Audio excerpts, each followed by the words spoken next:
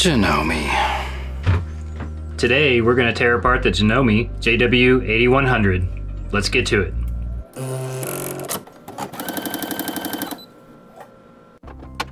So here we go.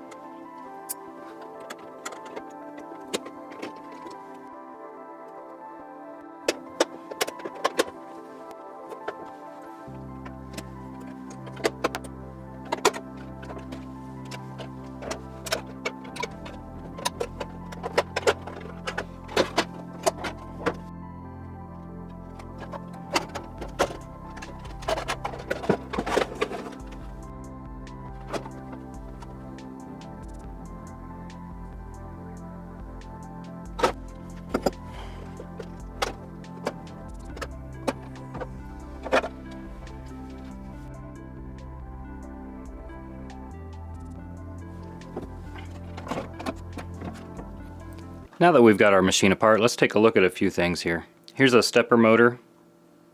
This one looks like it's going to be my needle left to right. See how when I move this, your needle is moving left to right?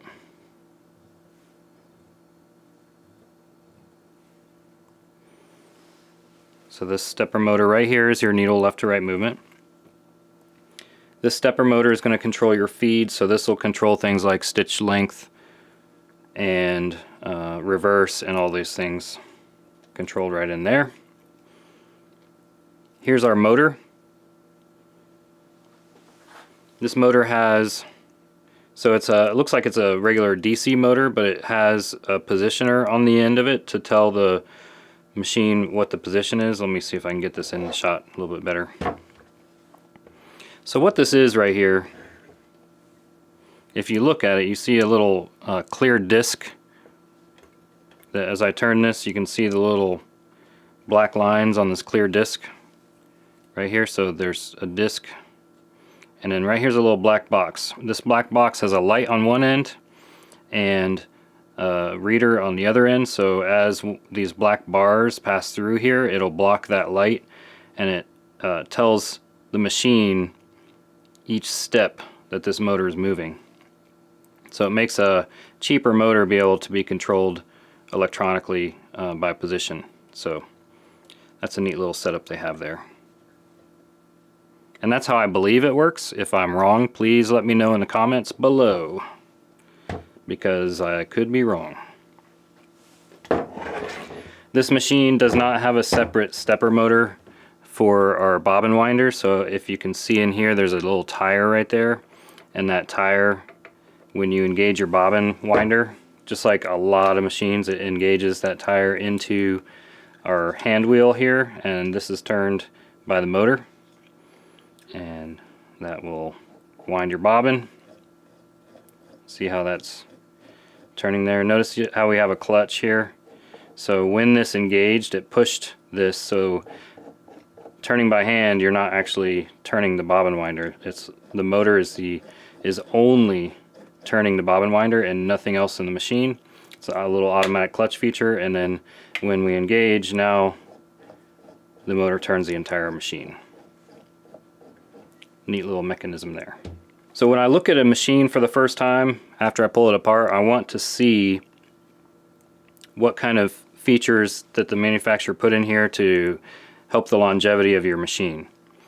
So if you look here, we have bushings. There's one right there. There's another one in here. There's one down here. And then there's going to be one over here. So your upper shaft has 2 bushings and your lower shaft has 2 bushings. The upper shaft has a means to lubricate this bushing right here, so this is something that you can't get to while this machine is put together. This is something that the service technician has to make sure stays oiled. And then this bushing back here does not have that. So if it's a different type of bushing, I don't know. These are different. These bushings are different than what you see on Brother and Singer machines. And looking at them, the reason I'm saying they're different is the shape. The entire bushing assembly is attached in here. The entire bushing assembly is attached via these 2 screws, and that's something different than what I've seen in the past. What I've seen in the past is similar to what's down here, where you have a plate that's holding on a bushing, except that this is also the same kind of bushing as up here. In your Brother machines, you'll see a metal plate, and then you'll see the bushing is a round bushing going around the shaft, kind of like this, and the round bushing will rotate in there and stick to that shaft. In this case, this bushing cannot do that, so this is a good upgrade as compared to your Singer and your Brother machines. So I kind of like how they did the bushing here. The only thing I still don't like about it is you can't access this easily. You have to take all this stuff apart, and if you watch me take all this apart, it's not the easiest thing to take apart. Okay, so here's the type of bushing that I was talking about that you see on Singer and Brother machines. So this one is a round bushing, and it's got this little plate that holds it in place, and then the shaft goes through that. So this is what you see on the other machines. Now the thing that I don't like about that is it can rotate in there, but this one's in a metal housing, so that's pretty good, and that's not going to move. So far I think that this machine will last longer mechanically than even the Singer heavy duty and the Brothers that I have been in. The recent Brothers and Singer machines, home machines. So far Janome has it up on Singer and Brother. Now it's time to follow our torque. So the torque starts out here on the motor, and what I see on the motor is a metal gear that's going to a ribbed belt. So you get lots of torque going from this motor to this ribbed belt, and you have a metal gear where you have a high torque and high speed connection. Now we're going to a large plastic gear that has teeth as well. So these teeth make sure that that transfer of torque from the motor is happening very well. So that transfer of torque from this little motor, this high speed motor, to this big plastic gear, in this case, there's a lot of talk in the community about how plastic is bad. Plastic is bad. Everybody says plastic is bad because the gears break down over time. Well, that's true for the old 1950s plastic, 1960s, 1970s. That plastic breaks down over time.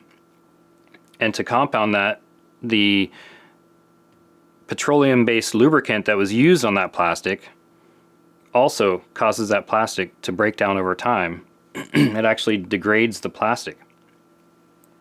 In this case, nowadays, we don't need grease on this plastic for a rubber belt. So there is no grease to break down this plastic. The polymers that we have these days are a lot stronger than what they were, and more flexible, so they can bend a little bit and not break, so they won't be so brittle. That's a good thing for plastic because you want it to be able to move to accept that torque. So all this, what we're doing here with this large gigantic gear or pulley, somebody corrected me in the comments before and I've forgotten already. I believe that this is a pulley because we have a belt on here, and I think that's the right word to use here. So we'll say pulley, gigantic pulley right here. We're multiplying our torque, so we have more torque, and we're reducing our speed, so we have less speed. This motor is a high-speed motor, so now we are slowing down that speed and we're raising our torque, making it a higher torque. And then we come down to this metal shaft, and so this upper shaft goes all the way through to your needle, and the torque, you're seeing all that torque going through metal, through a metal linkage to your needle, all the way down here to the needle. So there's all metal between this needle and this gigantic gear. That's good. And now we go down to our lower shaft, so we have another tooth gear. Now this one is I say tooth gear, this is a pulley. It's a tooth pulley, and we have a different belt. This is a timing belt. It's important for these teeth to stay in the right position. For this belt, that doesn't matter. Timing doesn't matter. This is just for grip. And this one, it has teeth so that the needle will stay in time with your hook, and the hook will come around and catch that thread just at the right time.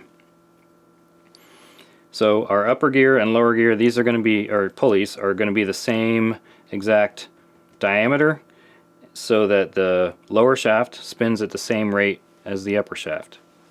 So we have plastic and plastic. I'm okay with that. Plastic, like I said, these days is pretty robust.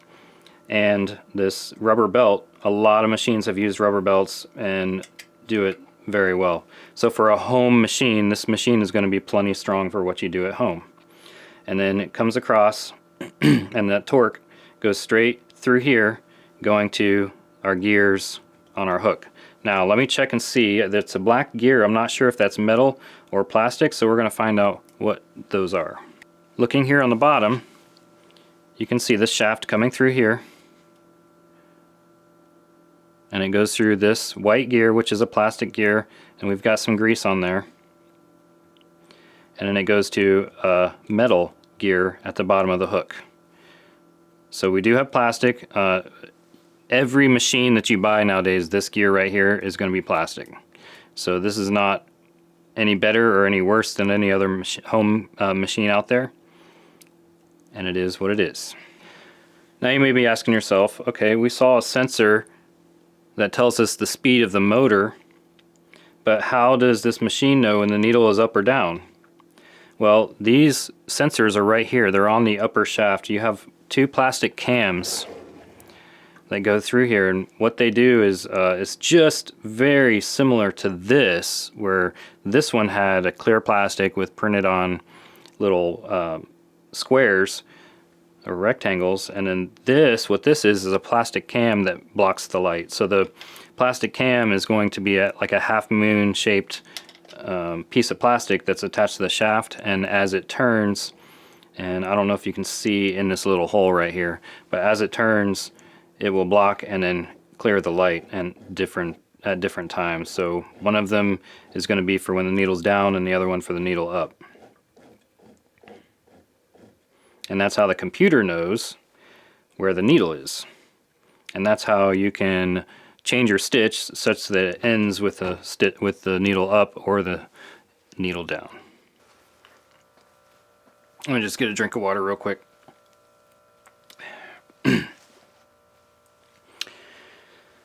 Oh yeah, that was tasty.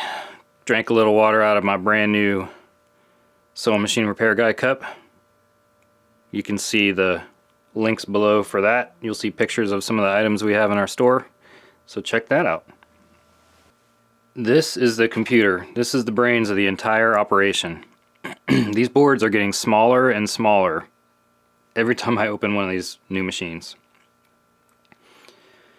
I'm not going to go over a whole lot of stuff on here because really I don't know everything that goes on in here, but I do know that this is that's your brain right there. So you have a little processor that Janome has their own proprietary software that runs on there and operates this machine.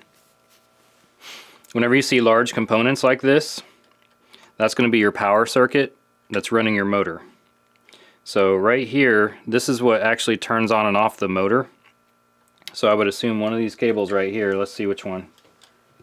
So we look right here, we have 1, 2, 3, 4, 5 connections. So that goes to your motor. And right here we have the motor, we have a freewheel diode that just protects the system when the motor's changing speed or gets stuck or something like that. And then you've got these capacitors and components. You have an inductor over here as well. That works on changing, that's how they change the voltage and the speed of your motor using these components.